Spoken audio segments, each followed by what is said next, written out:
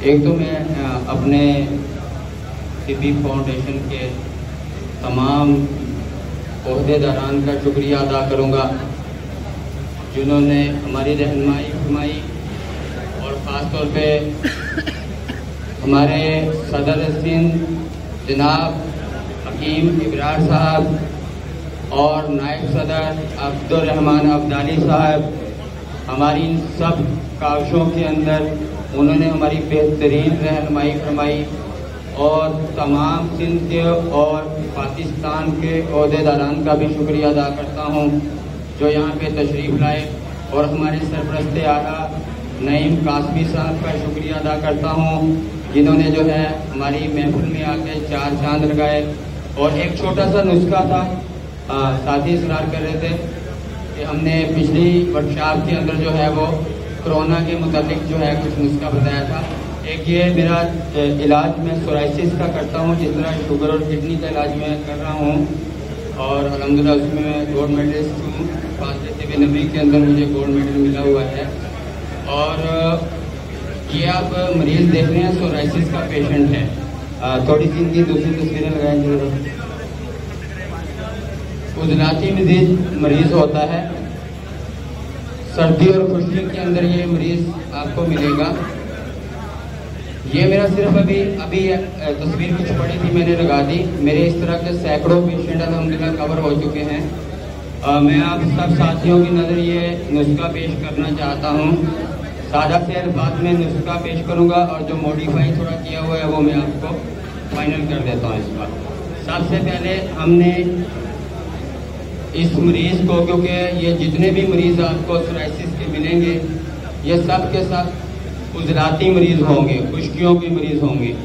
सबसे पहले हमने मरीज़ की जो अफ़ज़ियात का तयन करना है वो हमने मरीज़ को कोई भी गर्म खुश्क गर्म या सर्द खुश्क कोई भी ग़िज़ाएँ नहीं देनी।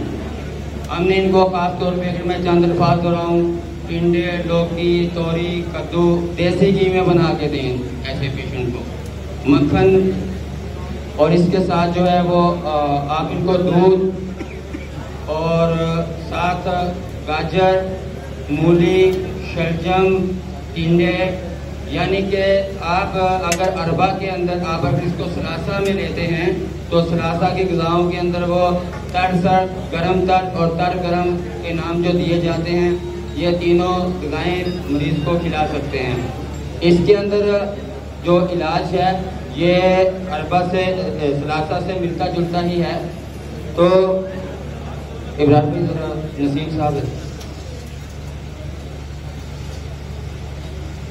आप नोट फरमाएं नुस्खा। एक तो मुलय्यन 5 है सलासा का, इसके अंदर मुलय्यन 5 की जो मिकदार होगी इसके अंदर आपने इतना ही तुख्मे मूली डाल देना है। अगर आधा पाव मुलय्यन 5 है तो आधा पाव आपने तुख्मे मूली इसके अंदर डाल देना है। 500 mg का कैप्सूल भरना है, सुबह दोपहर रात। इसको आप सुबह खाली पेट दे सकते हैं, दोपहर खाने के पहले दे सकते हैं और रात को सोते वक्त दे सकते हैं। इस कैप्सूल को आप दिन में 3 मरतबा इस्तेमाल करवाएं। इसके बाद एक मैं इसके लिए अक्सीर 5 की तरह एक नुस्खा तैयार करता हूँ जो मैं फालिश के मरीज़ों के लिए भी चलाता हूँ। उसके अंदर आप अगर इसमें अक्सीर 5 सलासा का भी इस्तेमाल करते हैं वो भी बेहतरीन काम करता है। सलासा का अक्सीर 5, लेकिन मैं अपने कुछ पेशेंट को 19 तोले जो है वो दक्कनी मिर्च 19 तोले और इसके अंदर 1 ग्राम हड़ताल वर्ग की 10 ग्राम 19 और 1 की रेशो है, यानी कि 19 तोले अगर आप दक्कनी मिर्च डालेंगे इसके अंदर 10 ग्राम आपने वर्किया डालना है इसके अंदर। इसको मैं कर्ल करता हूँ मशीन के ऊपर 8 घंटे की 10 दिन तक रगड़ाई देता हूँ। ये नुस्खा इसलिए बीच में बता रहा हूँ, फालिज के मरीज़ों के ऊपर या ब्लॉकेज के मरीज़ों के ऊपर में ये कैप्सूल भी अक्सीर जदीद 5 का नाम दिया हुआ है मैंने, अक्सीर जदीद 5, और उसको मैंने मुलय्यन 5 जदीद का नाम दिया हुआ है। आप सोराइसिस के पेशेंट को ये कैप्सूल दिन में 2 मरतबा चलाएंगे, सुबह नाश्ते के बाद और रात खाने के बाद। और इसके ऊपर मैं एक लगाने को मरहम देता हूँ, वो भी आप नोट फरमा लें। मरहम का नुस्खा ये है कि आप वैसलीन ले लें, 1 पाव वैसलीन, जैसे पूरे जिस्म के अंदर इस पेशेंट के था 1 पाव मैंने वैसलीन के अंदर इनको 10 ग्राम काफूर मिलाई, 10 ग्राम काफूर, 10 ग्राम गंधक आंवला सार्क इसमें मिलाया और 120 ml मैंने ग्लिसरीन इसमें मिक्स की। 120 ग्राम ग्लिसरीन, रेशो थोड़ी बहुत ऊपर नीचे हो कोई फर्क नहीं पड़ता है, मरहम काम करता है। इसका आपने उसको सुबह और शाम जो है इसके ऊपर लगाना है और सुबह पेशेंट को दिलवा देना है। पेशेंट को डिटॉल यूज़ नहीं करवाना। जिस तरह हम खारिश के पेशेंट को, जल्दी अमराज के जो पेशेंट होते हैं उनको हम डिटॉल यूज़ नहीं करवाते, इसी तरह इस पेशेंट को भी आपने डिटॉल यूज़ नहीं करवाना। तो इंशाअल्लाह ताला टोटल मैं 3 माह का ऐसे मरीज़ का इलाज करता हूँ। मरीज़ बीच में बदपरहेजियाँ भी करता है लेकिन फिर भी क्योर हो जाता है। तो आप दोबारा से मैं रिपीट करूँगा, लिख लें, नोट फरमा लें।